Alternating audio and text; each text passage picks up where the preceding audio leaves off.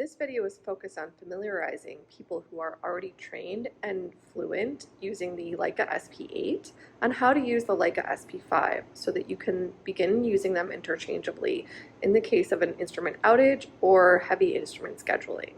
The Leica SP5 is very similar to the Leica SP8. However, being a previous generation instrument, the operation is slightly different and the software is a previous version. So we will be going through the differences between the two instruments as well as the software. For the SP5, the primary power is the power panel that is located to the right of the desk that holds the PC. There's a power switch for the PC microscope, a power switch for the scanner, a power switch for the laser, as well as a laser ignition key. All three of these switches must be turned on in order to power up the instrument. And importantly, the laser ignition key needs to be turned on as well. In addition to the three switches on the power panel, you will also need to power on the LED light source that is used for epifluorescence imaging. This is the small control box behind the monitor in which there's a power switch that needs to be turned on. After that power switch is turned on, you will also power the LED by pressing down on the button on the control knob. This button will also control the power going to the LED. However, this is not critical as this is only used for epifluorescence viewing of your samples and not for imaging. The microscope base on the Leica SP5 is a Leica DMI 6000. This instrument will function very similarly to the DMI-8, which is the microscope base on the SP8. However, there are a few key differences. The primary difference is that rather than the LED touchpad, the DMI 6000 has a series of buttons on the front of the microscope, an informational LCD screen, as well as control buttons on the sides of the microscope, on both sides of the microscope, that will control the microscope. In order to select a fluorescence filter to view the samples by eye, you can select one of the three buttons that will choose a filter cube. The I3 filter cube will give you a blue excitation with a green fluorescence. The N2.1 will give you a green excitation for a red fluorescence. And the A will give you a UV excitation with a blue emission.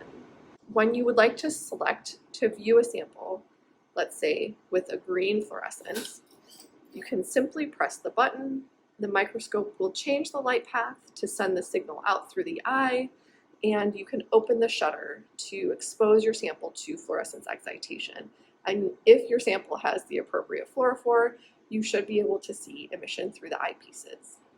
If you would like to view your sample by transmitted light, you can select the TLIL button that is on the left-hand side of the microscope. Pushing the TLIL button when you are currently set to view fluorescence by eye will switch you to bright field. And what you can see on the indicator screen is that the light path indicator is set to TLBF, which stands for transmitted light bright field. If you hit that TLIL button again, it will switch you back to the previously selected fluorescence filter cube.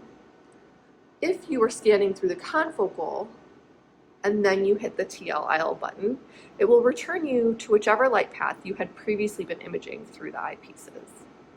Another significant change on the SP5 is choosing an objective lens through the microscope. On the SP8, you could simply do this through the touchscreen. However, on the SP5, you're going to use the buttons on the side of the microscope. In this case, we're on the right side of the microscope. There are two buttons that allow for selection of an objective.